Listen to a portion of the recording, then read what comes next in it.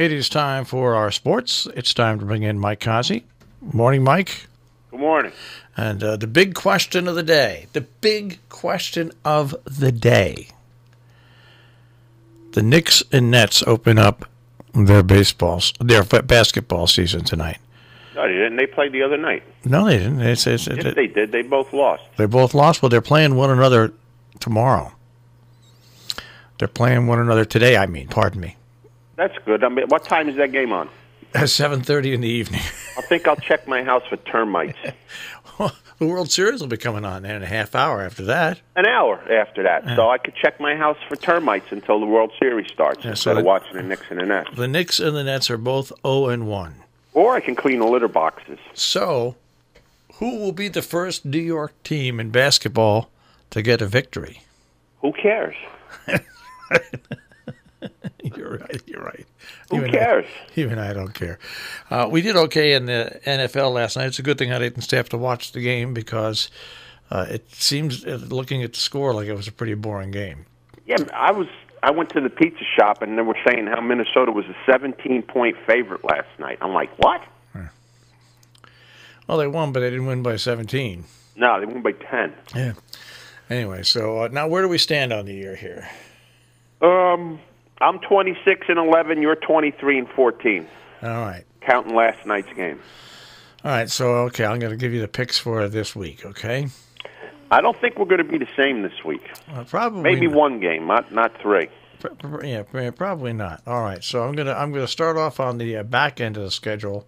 Maybe you can't take Miami. You can't bet against Miami today. They play Monday. No. I'm gonna go to the late Sunday games. Okay. I'm going to take. Let me see where they're playing. And I'll let you know about this in a second. I didn't check where they were playing because there's a game. I'm going to take Green Bay over Kansas City. That's game one. Okay, Green Bay over Kansas City. Game two. Well, I'm leaning towards picking New England over Cleveland because the game's in Foxborough. So I've got. Green Bay over Kansas City, New England over Cleveland, and my final pick will be Buffalo over Philadelphia. Okay. I'm with you on Green Bay. I was going to take New England, but it's supposed to rain, so every time there's bad weather, anything could happen, so I'm not going there. I'm taking Seattle over Atlanta. Atlanta can't get out of their own way. And I'm taking Detroit over the Giants because Detroit's better than their record and the Giants aren't. So Seattle, Detroit, and Green Bay are my three picks. See, that Detroit Giant game was almost a trap game for me. Almost. But no, staying away from it, staying high and dry and away from it. All right, so let's talk a little bit about baseball. Mm-hmm.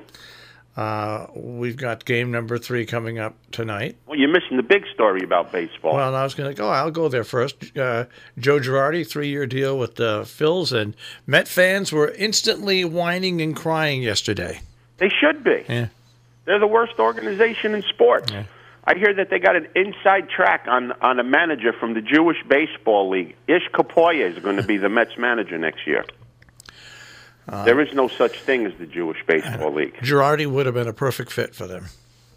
Yep, except for one thing. What? Joe Girardi has too much sense than to go manage the Mets. I told you, nobody wants that job. Nobody wants that job because you have ownership that does not give you the tools to win. So as soon as you sign your name to manage the Mets, you know you're doomed for failure. So Girardi's back in the game. That's good. I like Joe. I'm surprised he went to Philadelphia. I really am. I think he wanted to stay close to the East Coast. You know what I mean? I think. I don't know. I really don't understand it because as soon as he walks through that door, he's got a problem waiting for him. Yeah. The $300 million man. Because Joe Girardi got fired from the Yankees because him trying to make Gary Sanchez a viable catcher. What's going to happen when he tries to make Bryce Harper a complete baseball player? One that actually cares about winning or losing. Yeah. He's going to get fired again. Well, I'm really surprised he went to Philadelphia. I didn't think he'd go to the Mets, but I'm really surprised he went to Philadelphia. The big thorn was Ross going to the Cubs. That's another one. A guy from the booth to the manager's box. I don't understand what's going on with baseball nowadays. It used to have to be you had to go make your bones in the minor leagues, learn how to run a team. Now, if you were a decent player, you get a manager's job. I really think they're going to hire Beltran, which is going to be the biggest mistake of all time. All right. Well, we'll see. Because people always come back, well, Aaron Boone's doing good. Is he really? How many championships did he win? None. How many big games did he win? None. So Aaron Boone's not really a success yet, in my eyes anyway. And none of these guys that were ex-players that just jump into the manager's box have been any successes. So I'll give Aaron Boone credit for one reason. He's done it without a real good pitching staff now 2 years in a row. He gets the guys to play for him. Now, whether he's going to be a championship manager, I have no idea. Okay, I'm not comparing him to even Joe Torre, who knew how to handle big stars. I think that he's done an outstanding job the 2 years he's been there to win 100 wins each year with not having a good pitching staff. Well, he doesn't have a good starting staff, but according to everybody in baseball, he has light years the best back end of a starting staff, which is called the pen in baseball. Yeah, but he really, but you yourself, he doesn't have a staff, but he's got 9 guys that can pitch six innings every day. But you yourself said you're never going to win a World Series. Well, that's true, but that doesn't make Boone a good manager because he has to learn how to manipulate these guys. He hasn't learned how to do that yet. I think it's too early to tell, but he has not been a failure by any means as a manager of the Yankees. And the way I look at baseball, he hasn't been a success either. All right. A success wins a championship. Well, he won the AL East. Well, Tampa Bay won a wild card, so I guess their manager's a success too. I guess, anybody that makes the playoffs then is a success. Give everybody a trophy. Well, no. There's only one trophy that matters. That's the World Series trophy. If you don't win that, you're not a success. You think that the Astros are going to say their year's a success when they get beat by Washington? I'm not saying that the team's a success. All I'm saying is a guy comes in who's never managed before, and his team wins 100 games each year for the first 2 times. It's never been done before. You can't say he's not a success. I'm not saying he's going to be a success, a huge success. You just can't diss him like that. He's done a good job his first 2 years. That's all. You can say Bobby Valentine, if you put them with the Yankees, are going to be a success because the Yankees are going to win 100 games every year unless the entire team, pitchers and everybody, gets hurt because, first of all, they play the Orioles 40 times a year, so there's 40 wins. And baseball's not that good. The Yankees' back end of the staff is the best in baseball. They're going to win games for you. It's not Boone. How many games has Boone made a decision of how to do something, win a game for them? I'm not saying it's Boone, but everybody that criticized that he was going to blah, blah, blah, blah, blah, blah, blah. Well, just like you think he's a success, I can think he's a failure. I think he's a failure. All right. God, I hate to work for you because you have... I call it the way... See, I'm a realist. I call it the way it is. I don't sugarcoat anything. Mm-hmm. If you want to get sugar-coated, go somewhere else. All right, so the coach of the 49ers, the years they didn't win, was a failure.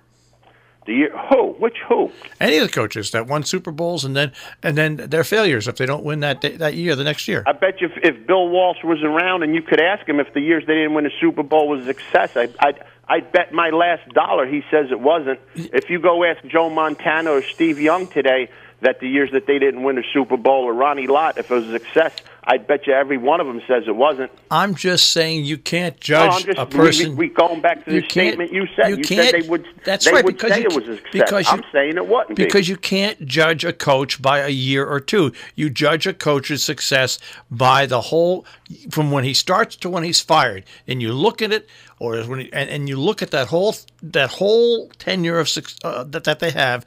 Then you declare whether he's a success or not. Especially when his team is in the playoffs 2 years in a row and he has 100 wins. That's all I'm saying. You don't judge him. We're both alive in 4 or 5 years, and we're both doing this in 4 or 5 years. When the Yankees haven't won a championship in 4 or 5 years and he gets fired, then maybe you'll say he wasn't a success. And if he wins 2 championships, then maybe you'll say he was a success. And if my aunt had different genitalia, she'd be my uncle. See, you just won't ever accept the fact. Okay, let's move on here. Well, he could win as well as he can lose. So far, they haven't. They won one time in 20 years. I guess there's been a lot of failures there. All right, we'll see what happens. We have seen what happens. That's a 5% winning rate. Okay. They win the World Series 5% of the time in the last 20 years. If you want to go to numbers, we just went to numbers. Yeah. There's been a lot of failures in the Bronx over the last 20 years. I don't care how many championships they won prior. In the last 20 years, they've been a failure. Spoken like a true Yankee hater. That's all I can say. No, I'm spoken like a true realist. Because whoever else you want to discuss, I'd put them in the same boat. Okay. The Mets have been extreme failures because they haven't won one in 33 years. All right. Who else you want to talk about? Don't want to talk Jackson, about who else? I'll talk about anybody you want. I call it the way it is. I don't sugarcoat it. I don't look at things with rose-colored glasses. No, that's obviously. No, it is. I'm a realist. And you don't look at the glass. I'm not a dreamer. The glass isn't half full. It's half empty with you. Exactly. I want to fill it up. I don't want to get it empty. All right, you got a minute here for racing. Keeneland tomorrow, 9th race, closing day. Christmas is over. Looking at the outside horse, the 10, big dollar bill, 3 for 3 over the course, 12-1. Very good play in this race. Another horse I'm looking at is the 7, Core Beliefs. Peter Urton shipping this horse from California. A lot of these shippers come to Keeneland and run good. No doubt that he shouldn't be able to run good because the way that he runs his pace of a race definitely has fit the Keeneland style the last 2 weeks. And another horse I'm looking at is the 5 horse, Mosito Rojo. 17 starts, 25 wins lifetime. Not at the biggest tracks in the world, but this horse did win the Lucas Classic last time out at 8-1. So I'm going to box 3 big bombs in the last stake race of the Keeneland meet, the 10, the 7, and the 5. And my win money will be on big dollar bill.